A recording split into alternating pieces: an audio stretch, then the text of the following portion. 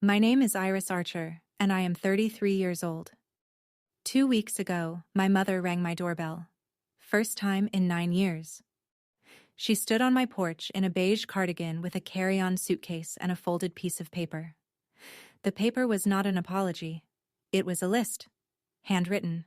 Blue ink. Bullet points. Every bullet had a dollar sign. Total. $925,000. She did not say she was sorry. She did not ask about her grandchildren. She said, "We need to talk about the family's future." But here is what my mother did not know. I had been keeping a list of my own for 9 years. Every birthday card she returned, every voicemail she ignored, every text message my sister sent about me behind my back. 29 items, all labeled, all dated, all filed in a navy blue binder that I kept in the bottom drawer of my desk. She brought a list of what she wanted. I brought a list of what she did. Before we get into this, if you are new here, please take a moment to like and subscribe. It helps more than you know. And while you are at it, drop a comment telling me where you are watching from and what time it is where you are. I love reading those. Let me take you back to the summer I turned 24. The summer my family told me I was no longer one of them. Millfield, Ohio. Population, 2,000 and change. One Baptist church. One barbershop. One diner where every booth smelled like coffee and bacon grease no matter what time you walked in. That was my town. My whole world until I was 18. My father, Kenneth, worked at the lumber yard on Route 7 for 31 years. Same shift, same boots, same quiet nod when he came through the door at 5:42 every evening. My mother, Diane, ran the household and the church women's committee with equal precision. She organized the Easter brunch. She coordinated the prayer chain. She decided who brought what to every potluck, and nobody argued. My sister Paige was 4 years younger and everything I was not. Loud, confident. The kind of girl who got voted homecoming queen and acted surprised. Mom adored her. Dad called her Sunshine. I was the quiet one, the one who did the dishes without being asked, and scored perfect on every math test and never got a party for either. I do not say this with bitterness. I say it because you need to understand the math. In our family, love was a budget, and Paige was the line item that always got funded first. When I was 18, I got a scholarship to Ohio State. Full ride. I was the first Archer to go to college. Mom packed my suitcase and slipped a card inside, the kind with flowers on the front and her handwriting on the back. "Come home soon.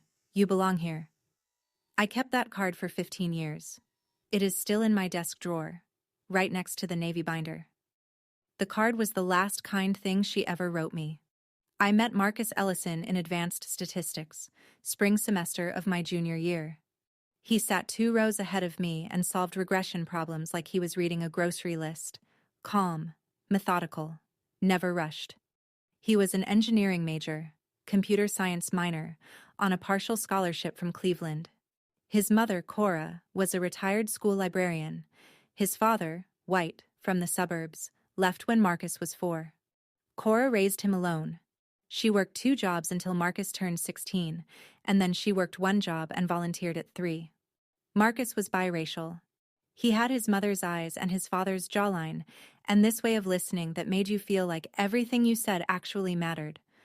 Our first date was at a taco truck near campus. He paid with crumpled singles. I paid with quarters. We split a horchata and talked until the truck closed. He told me he wanted to build something. He did not know what yet, but something that solved a real problem. I told him I wanted a job where the numbers meant something. He said, "Then, we are in the right field." We dated for 3 years before he proposed. 3 quiet, steady, unremarkable years. He met my parents twice. The first time, Mom smiled too wide and called him Michael instead of Marcus.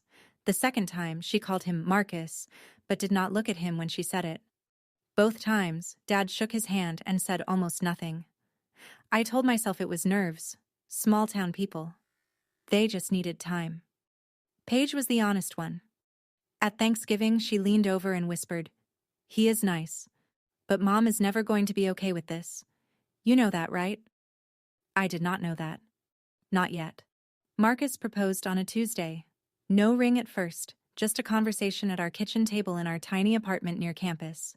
He said, "I want to spend my life with you. I want to build something with you. Will you let me?" I said yes before he finished the sentence. I called home that night. Mom picked up on the third ring. I told her. The line went quiet for 7 seconds. I counted. "You need to think about what this means for this family, Iris. Not congratulations. Not, tell me about the ring." A warning. Dad got on the extension. He cleared his throat twice and said nothing. 2 days later, Paige texted, "Mom has been crying since you called. Are you happy now?" I was, actually, for the first time in years. But I did not reply that. 2 weeks after the call, a letter arrived. Not an email. Not a text. A letter. Handwritten. Diane Archer's cursive on cream-colored stationery. She wrote 4 paragraphs. The last one said, "If you go through with this, you are choosing him over your family. We cannot support this. We will not attend. And if you walk down that aisle, do not expect to walk back through our door. He is not one of us, Iris. He never will be." That was the line. She drew it in blue ink on cream stationery, and she expected me to stand on her side of it. I read the letter 3 times, folded it, put it in a manila folder. I did not know why I kept it. Something in me, the part that files receipts and labels bank statements, told me to hold on to it. I held on. We got married at the Multnomah County Courthouse on a Saturday in June. 12 guests, all friends, all Marcus's side. His mother, Cora, flew in from Cleveland with a garment bag and a Tupperware of pound cake. She pinned a silk flower to my dress and held both my hands and said, "Welcome to the family, baby." No father walked me down the aisle. There was no aisle. There was a hallway with fluorescent lights, and a judge who pronounced our names wrong, and a reception at a Thai restaurant, where we pushed 4 tables together and Marcus's college roommate gave a toast that made everyone laugh so hard Cora spilled her water. My dress cost $160 from a consignment shop on Hawthorne. White, simple, fit perfectly. Marcus wore a navy suit he bought on clearance. We looked like 2 people who had just done the most important thing of our lives on a budget. Because we had. That night, in our apartment, I sat on the edge of the bed and stared at the bouquet, grocery store roses, $6, and my hands shook. Not from doubt, from grief. I had just gotten married, and the 2 people who raised me did not care enough to watch. 1 week later, I mailed a card to Millfield. Inside, our wedding photo, Marcus and me on the courthouse steps, grinning. I wrote, "We are happy. I hope you can be happy for us someday." The card came back 11 days later. Stamped in red, returned to sender. I stared at that stamp for a long time. Then I opened the manila folder, put the card inside, wrote in red pen, "Item 2, wedding photo, returned." That was the beginning of the binder. Year 1 was the hardest. I called Mom 4 times, voicemail every time. I left messages, short, careful, the kind where you choose every word because you know it might be the last one she ever listens to. "Hi, Mom. Just calling to say hi. We are doing well. Marcus got a job at a software company downtown. I am studying for the CPA exam. I miss you. Call me back whenever you are ready." She never called back. I sent a card for her birthday, a card for Dad's birthday, a card for Christmas. All 3 came back with the same red stamp. Dad sent 1 text. February. 4 words. "Your mother needs time." That was it. No follow-up, no second text. The 4 words sat in my phone like a voicemail I could not delete. Paige posted a family photo on Facebook that spring. Mom, Dad, Paige, Paige's boyfriend at the time. All smiling. Captioned, "Sunday dinner with my people." I was not in the photo. I had never been invited. I printed the screenshot, not to torture myself. I printed it because I had started doing something I could not explain. Filing things. Every returned card, every unanswered call log, every piece of evidence that my family had decided I no longer existed. I put them in the manila folder, and by March, the folder was thick enough that I transferred everything into a binder. Navy blue, 3-ring, tabs. He is not one of us. Her voice played in my head at strange moments. In the grocery store, at the dentist, at 2 in the morning when Marcus was asleep, and the apartment was dark. I wanted the words to stop hurting. They did not stop. But they got quieter. The binder got thicker. By year 2, Marcus quit his job. Not recklessly. He had a plan. For 6 months, he had been building a prototype on nights and weekends, a compliance platform for small businesses, the kind of software that made SEC filings and financial audits less painful for companies that could not afford a legal team. He knew compliance. I knew finance. Between the two of us, we understood the exact problem nobody else wanted to solve: making regulatory paperwork manageable for companies with fewer than 50 employees. He set up a desk in our garage, 2 monitors, a space heater, and a whiteboard he bought at Goodwill for $12. I came home from my analyst job every evening, heated up leftover soup, and sat next to him reviewing financial models until midnight. I built the pricing structure. I wrote the compliance checklists. I tested every module against real SEC guidelines. Marcus built the engine. I built the dashboard. Neither of us slept enough. Compliance Core launched 7 months later with 4 customers and a free trial that crashed twice on the first day. That year, I also did something else. I upgraded the binder. The manila folder was overflowing. Returned cards, voicemail transcripts, 1 Facebook screenshot, and the original ultimatum letter on cream stationery. I bought a proper binder. Navy blue, 3-ring, dividers for each year. Red pen labels on every item. Tab 1, Year 1, 7 items. I was not building a case. I was not planning revenge. I was doing what I had always done, keeping records. Because I was a financial analyst, and financial analysts do not throw away documentation. Ever. But I did start numbering the items. And I did start writing the date on each one. Because numbers do not lie, and neither would I. Liam and Sophie arrived on a Wednesday morning in November. 6 pounds each. Identical dark curls. Sophie screamed for 4 hours straight. Liam slept through all of it. Marcus cried. I had never seen him cry before. He held Sophie in his left arm and Liam in his right, and stood by the hospital window and said, "They are going to know they are loved. Every single day." Cora flew in the next morning. She stayed 2 weeks. She cooked. She cleaned. She rocked Liam at 3 in the morning while I fed Sophie. She brought a blanket she had crocheted, yellow and white, soft enough to make you cry, and a silver bracelet for each baby, engraved with their birthdays. That was what a grandmother looked like. I had sent Diane the ultrasound photos 5 months earlier. Returned. I sent birth announcements, 2 cards, 1 for each twin. Returned. I sent photos. Liam sleeping on Marcus's chest, Sophie gripping my finger. Returned.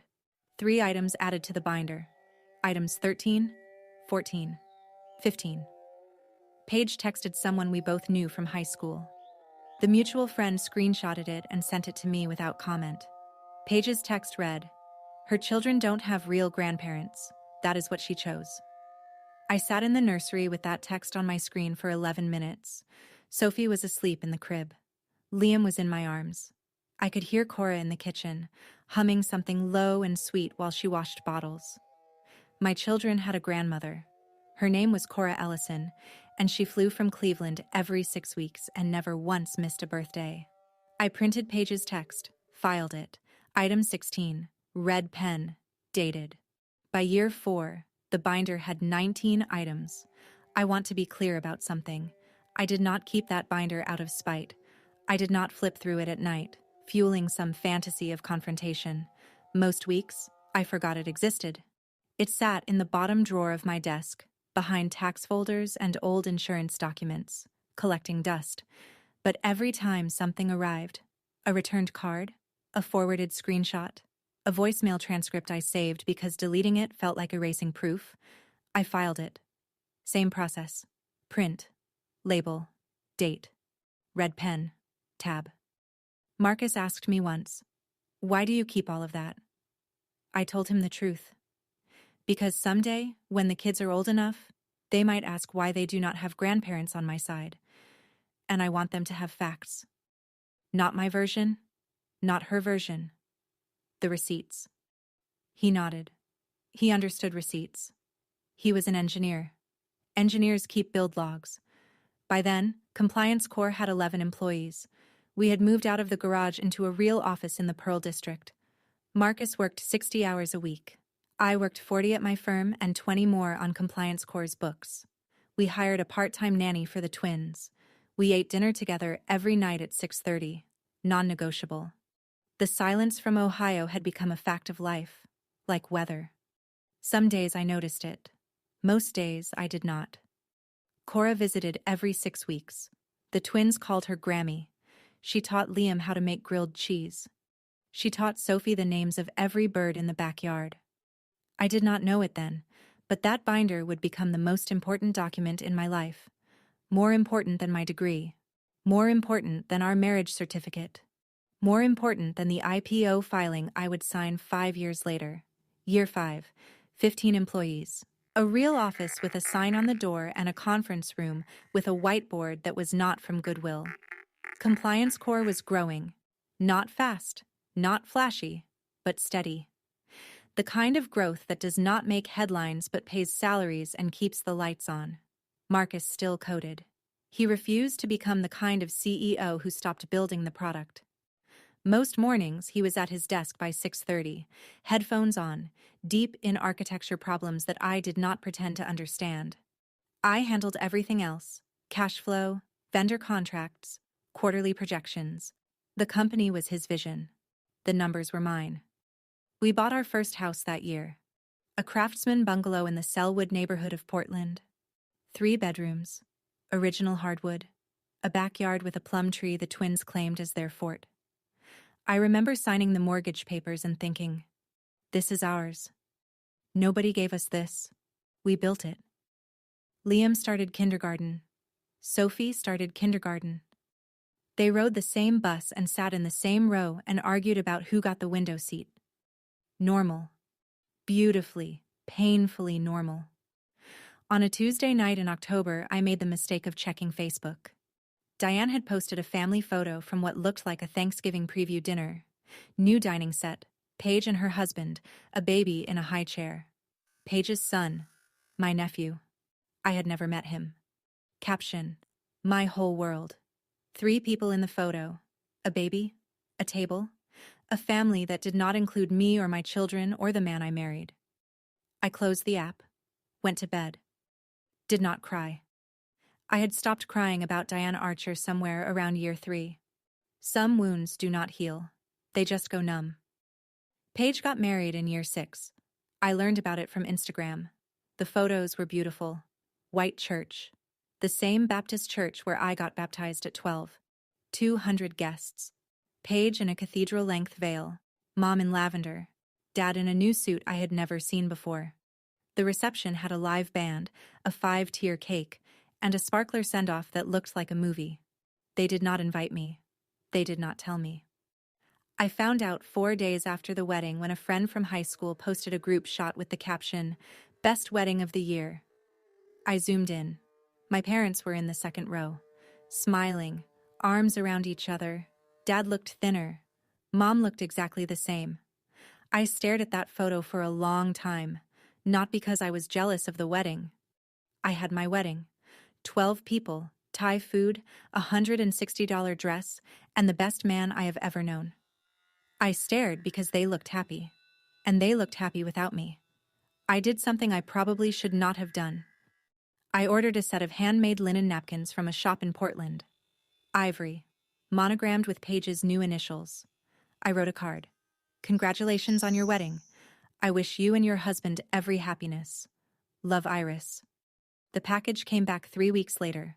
Unopened. I could see the tape was untouched. Item 17. Gift return. Paige's wedding. Red pen. Dated. I put the binder back in the drawer. Closed it. sat at my desk and listened to Sophie singing in the bath and Liam arguing with Marcus about whether dinosaurs could swim. That was my family. Right there. In the next room. And they were enough. Year 7 changed the trajectory. Compliance Corps landed its Series B, $12 million from a venture capital firm in San Francisco. I remember the phone call. Marcus was in the kitchen making pancakes for the twins. His phone rang. He listened, nodded, hung up, turned to me and said, "They said yes." I did the math before the pancakes were done. $12 million in funding. Post-money valuation of $68 million. Marcus and I still held 22%. We were not rich. Not yet. But the numbers were heading somewhere I had only ever modeled in spreadsheets. I left my analyst job that month and joined Compliance Corps full-time as CFO. It was the first time my name was on the company paperwork next to his. We were partners. In everything. We moved to a bigger house, a 4-bedroom colonial in Lake Oswego, 15 minutes south of Portland.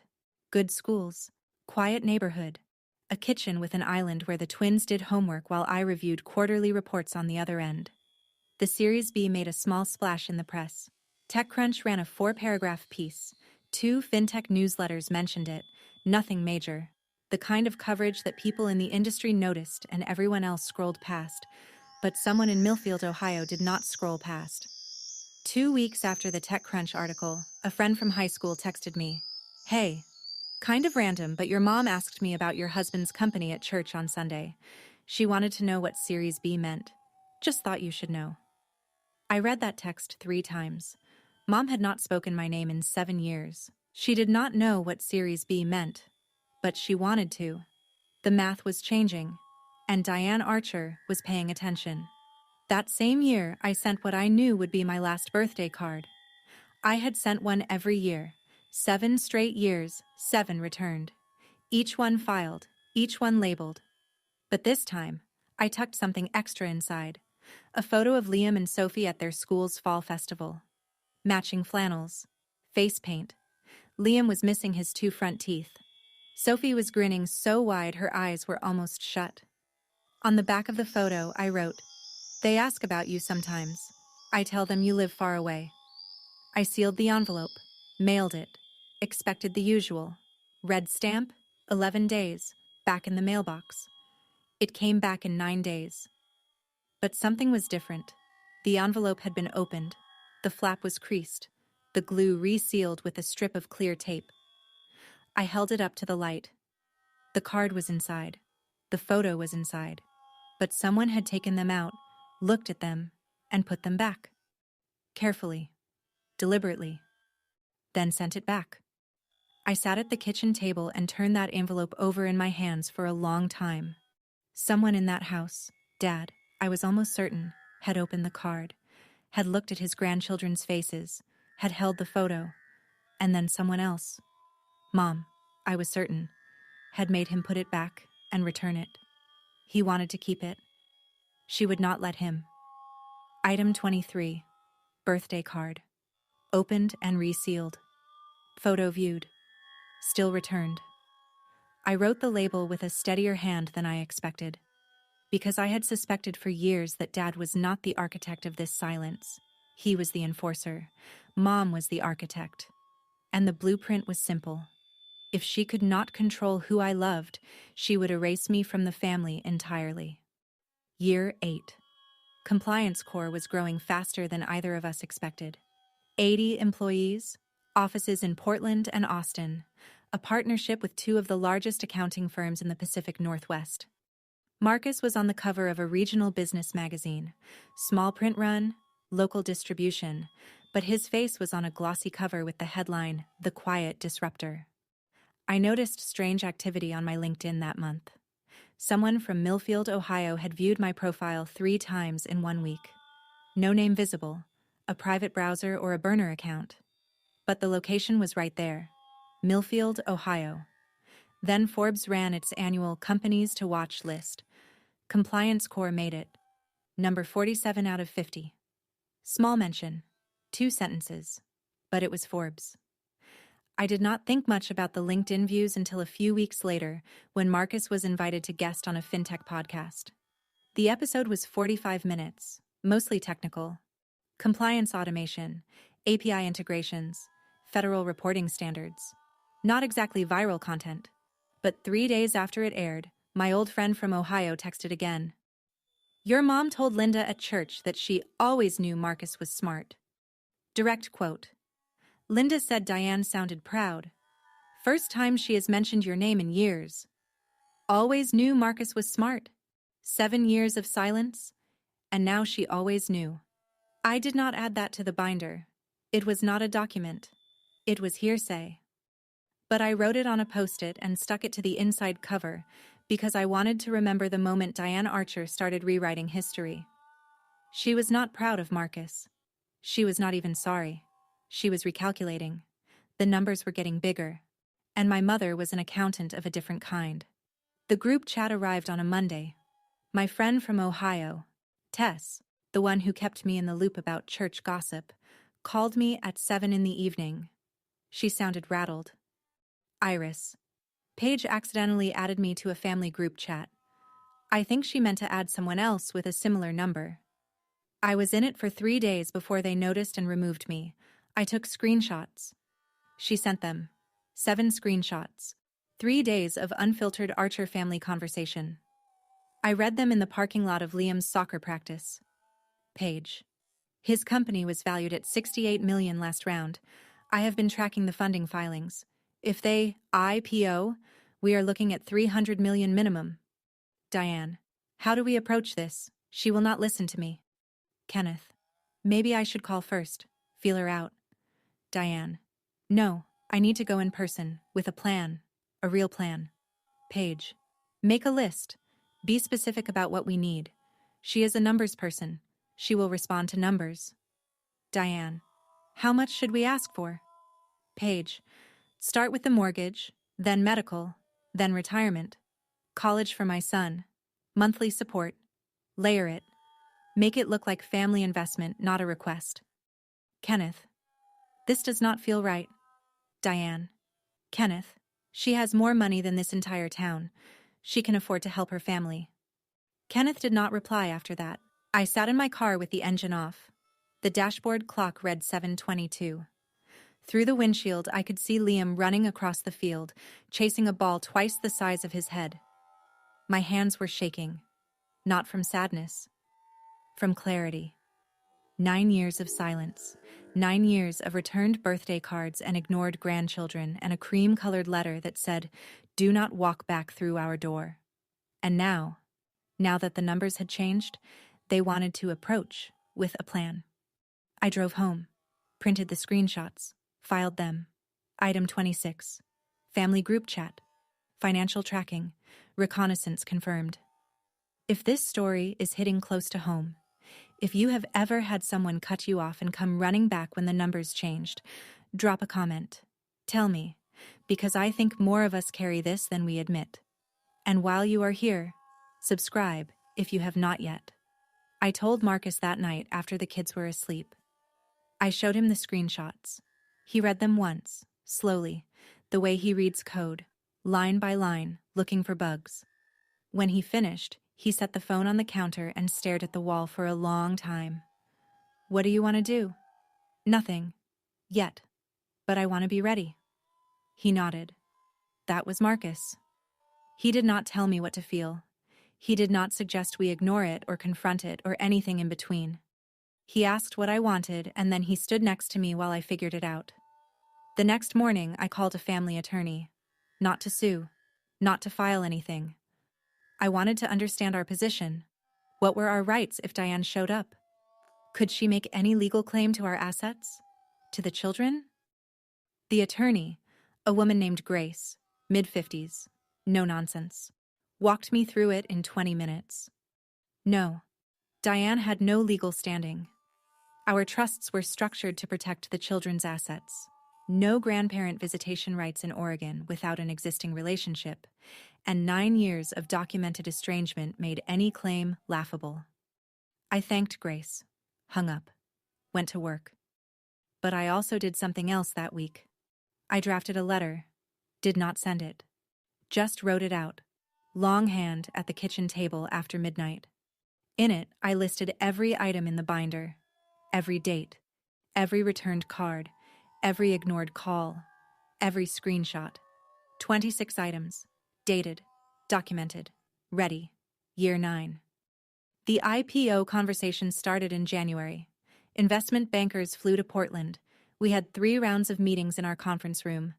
The one with the whiteboard that was still from Goodwill, though nobody needed to know that. They reviewed our financials, our growth projections, our customer retention rate. They used words like roadshow and pricing range and lockup period. Marcus handled the product pitch. I handled the numbers. Every slide, every projection, every risk disclosure. My name was on it. CFO, co-founder, the person who signed off on every SEC filing before